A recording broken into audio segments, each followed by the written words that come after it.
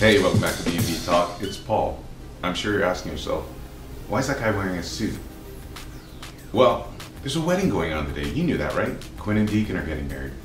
I actually might be the only guest there. But before I tell you about that, let me tell you what else went on. The first thing we see is Liam, and he's with Ivy, and he asks her if she'll move in with him, but Ivy doesn't want to do that right now. As much as she wants to, she doesn't want to do it because she wants to actually protect Allie from Rick, because God knows he's had her do what? Rub his feet, make his food, rub Maya's feet. I mean, you know, make them drinks. It's ridiculous. So somebody's got to look out for the kid, and Ivy thinks that she's the person to do it. But Liam also tells Ivy about the fact that there's a huge secret going on and that Wyatt has heard something. Now they go back and forth about how actually Wyatt plans to get it out of Nicole. So we'll keep you posted more on that, but also we see Nicole with Maya. And she does tell him about Wyatt, but she actually wants to know more about Wyatt. So Maya gives her the rundown on Wyatt and the fact that his dad is rich. I mean, we've covered all this before, the fact that he's really connected. So you can see Nicole really, the wheels are turning now, and she's actually working out how she can work this out for herself. In fact, she goes and does one better and tells Maya that she thinks that Wyatt is really hot. So, and then they start talking about the secret again, and she urges her to come clean about it. And you know, Maya, obviously she's terrified. She's still stalling, but she does say one thing. She thinks that Forster's an open-minded place, and that maybe there's a chance that they'll be understanding, or Rick will be understanding, because it's an artistic sort of environment they work in.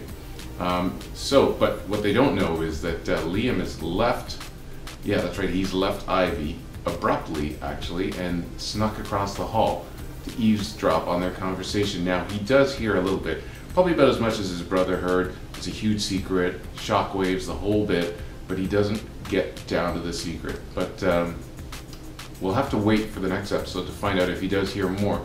And then we see Wyatt, and he's with Deacon, and he's grilling him about his intentions as far as his mom goes. He knows it's his last chance to find out if this guy is legit or not.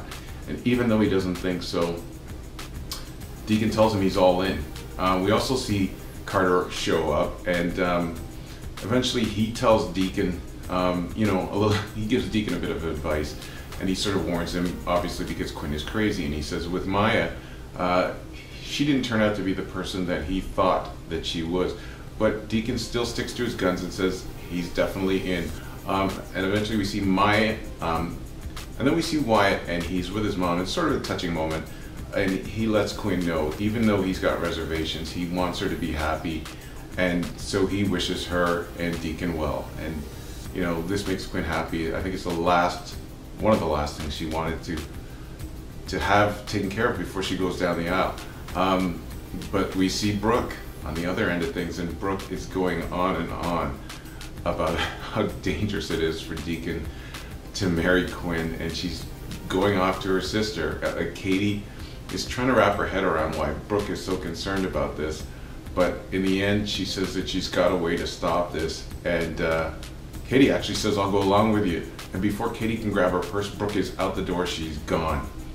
So the next and the final thing we see is the wedding start. And you know, I mean, if you've seen this show before, if you've seen these situations before, you know that whenever they ask someone, you know, if there's any reason why these two shouldn't be married, you know there's going to be fireworks. And there is no shortage of fireworks here, because when we get to that point and Carter does ask that question, of course, Brooke comes busting in and she says, yes, there is a reason that these two shouldn't be married. And what she do, she whips an iPad out, and who's on the iPad? It's none other than Hope. And I was actually surprised that Kim Matola's on there. I don't know if we're ever going to see her again, because I'm hearing the role has been recast, and that's really sad for all the people that love Hope. But yeah, she jumps in and she makes a plea to her dad. After all the stuff she's done, I can't believe that you'd marry her. Think about your relationship with me. And Deacon is on the hot seat, and that's where we leave things. So we know that Monday is going to be that cliffhanger. We're waiting for the payoff. I'm going to be the one that tells you what happens with these updates. So please tune in on Monday and check out B&B Talk. I know it's going to be a good one. And one more thing, oh my God, we just found out that Jacqueline McInnes Wood is back on the show. And not only is she back on the show, and that comes from a CBS executive, but we know that she's under contract. So the fans of Steffi are going to get to see a lot of her. It's excellent news. I can't wait to see her. She's an amazing actress and not hard on the eyes. Hey, have a great weekend. Thanks for checking out B&B Talk. It's Paul. I'll talk to you soon.